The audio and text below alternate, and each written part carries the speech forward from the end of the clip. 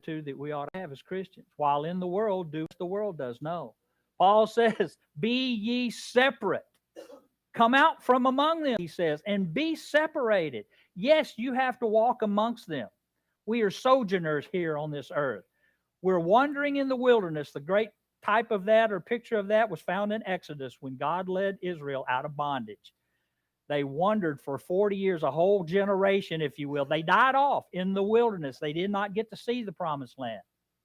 Okay, most didn't. And that's the way it is with us. This is our wilderness journey as Christians. We have to be here. And we do not fall into the same category as the people of the world. You know, we're in it, but we're not of it any longer. So we got to be mindful of that too. Have these foolish thoughts about it's okay that I do this stuff. You know, some people take it to the extremes. You know, we've got those that go off and isolate themselves on mountains, if you will, you know, and they just try to abstain from everything that the world has to offer.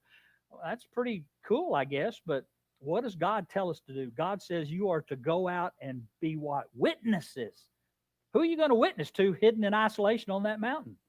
What, I'm being honest, what purpose, what good is it going to be for you to go out and abstain for everything that the world has to offer and you just hide yourself in that mountain? What profit is that? What is it going to do for God's glory for that to happen when there's people all around you that need to hear the truth? And yet you're hiding off in some mountain somewhere. Let me tell you what Philippians says right here.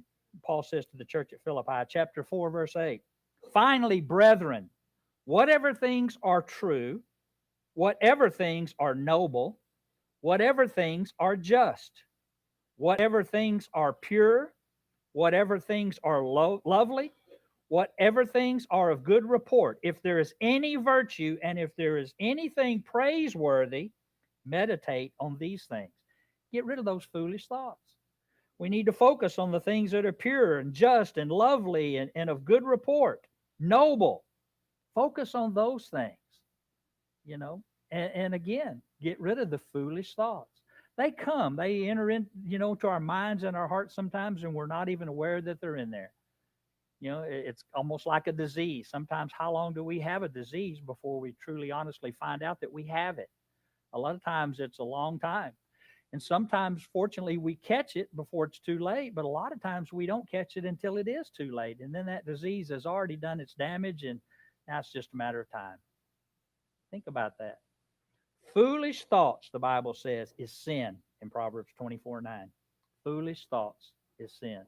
All right, let me go. I got one last one to do here. And it's found in James chapter 4, verse 17. Therefore, to him who knows to do good and does not do it, to him it is sin.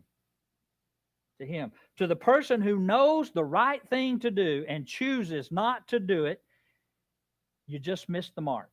To the person who knows the right things to do and chooses not to do it, you are out of bounds. You have gone beyond the limit. Play is dead. You know, no touchdown, no score, no home run, no 3 points. You just missed the mark. No bullseye. How many of us know the right things to do and always do them? Come on, if you raise your hand, I'm going to tell you, you're lying.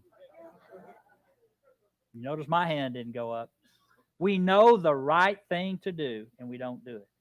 And you know what? Sometimes you might think, well, the Spirit didn't lead me to do something. Well, I'm going to say this. That could be true. But how many times has the Spirit tried to lead you and you just didn't listen? You just wouldn't listen. Very rarely do I feel like somebody's in my presence that I just need to go and speak to. But one time, and I'll never forget, on the train, I used to point this way, wherever the train is. I'm used to pointing across the street from my other location. The train, riding the train, and there was a man sitting there, and I felt so overwhelmed that I needed to go sit next to him and say something to him. Didn't know what to say or why, but I resisted, and I resisted, and I kept thinking, I resisted. And finally, the train stopped and he got off. And I felt so bad. You know, I knew God was leading me to go sit next to that man for whatever reason. You know, I don't know if he needed to share something with me or if maybe if God had a word for me to share with him? I didn't know. God wasn't very specific. Go to sit next to that man and introduce yourself, and then tell him, this, and then show him this, and then listen to what he has to say. No, I just felt this urge to go, and I didn't do it. I'll never get that back. I missed the mark that day. No matter what I had done that was good that day, I just ran out of bounds. I just went beyond the limit. And you know what? I hate to say I negated everything that I had done, but it almost feels that way. What about in that football game? The score's 49 to 48 or whatever, and you're 48 and you run that 100-yard kickoff back and you think you've scored to find out you went out of bounds. Well, those 48 points don't matter anymore. You lost the game. It don't matter how many points you scored. You lost the game. So we got to realize this, the things that we know that we're supposed to do. And Scripture's so clear about a lot of it, and yet we still refuse to do it. Then guess what? It's sin. John chapter 13, if you will. John chapter 13, verse 17 says, Jesus said, if you know these things, the things that he was telling his disciples, if you know them, blessed are you. When? If you do them. If you know these things that I'm teaching you, Jesus says, well, you are indeed blessed if you will do them. Not just hear them, not just listen, not hide them in your heart, store them away, but if you do them, if you act upon them, you are indeed a blessed person. Wow. If you don't, it's sin. If you don't, you miss the mark. If you don't, you're out of bounds. You've gone beyond your limit. These are the guidelines I have given you, and you went beyond those guidelines. You stepped out of bounds along the way. He says, if you know the right things to do, then you're going to be blessed if you do them. And it's not always about action things or as far as material things, going out and working or doing something. A lot of times it's in the heart. If you'll just do them in your heart. Forgiveness is one of those. Forgiveness doesn't require a hammer and nails and work and all this kind of stuff. Forgiveness is all done in the heart. And you know it's the right thing to do. If you don't do it, guess what? He said, you just went out of bounds. You're out of bounds. No touchdown, no score. You don't pass go. You don't collect $200. Game's over. You missed the mark. You didn't even hit the bullseye. You didn't even hit the target. You missed the mark. No trophy for you. No crown for you. No rewards for you. Think about that. God doesn't say here you're going to lose your salvation for doing any of these things. But what are we working on? We're working on those crowns that we're going to receive in heaven and the jewels, if you will, that will go in them, figuratively speaking here, of the great things that we've done for him in his name and through him. But if you know to do them, you're blessed, he said, if you will do them. And everything is an opposite. If you will do these, you will be blessed. If you don't do these, you won't be blessed. I mean, you can't argue with that philosophy, that term right there. It's just that simple. So foolish thoughts, neglecting opportunities. Let me tell you this, 1 Timothy chapter 4, verse 14. Paul speaking to young Timothy, if you will. New preacher coming up. It's going to be a good one.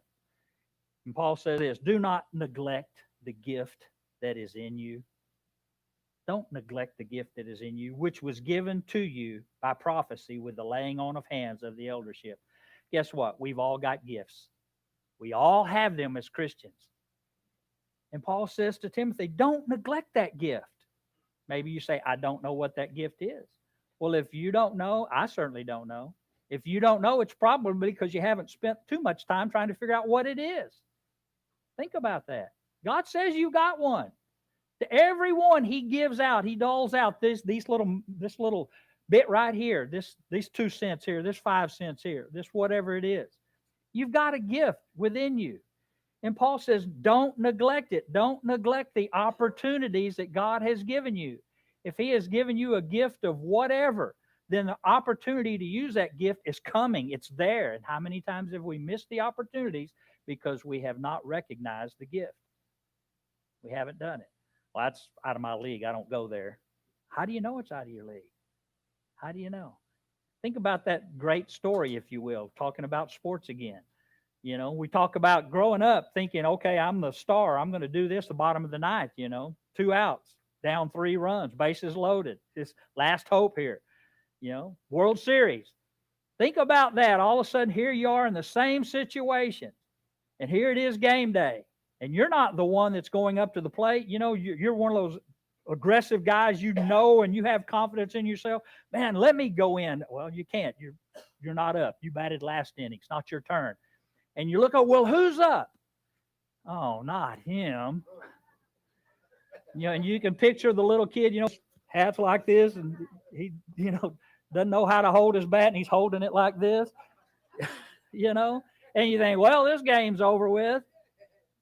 This game's over with. And what about the kid that's up there? Probably thinking the same thing. Why am I up here? You've seen movies like that where the kid, Coach, don't put me in. I'm no good. Like Bad News Bears, the old one, that one little old kid. Get in there, bat. Coach, I'm no good. You know that. I can't hit. Think about it. Sometimes that's the kind of attitude we have. God says, no, it's your turn to bat. You're in the lineup. You're in the order, and it's your turn. And I want you to get up there and get in the batter's box. Get in there. Have faith. You're on this team, aren't you? You know what's at stake, don't you? Well, get in there and do your very best. You know, and it's funny, in those TV shows, the kid usually always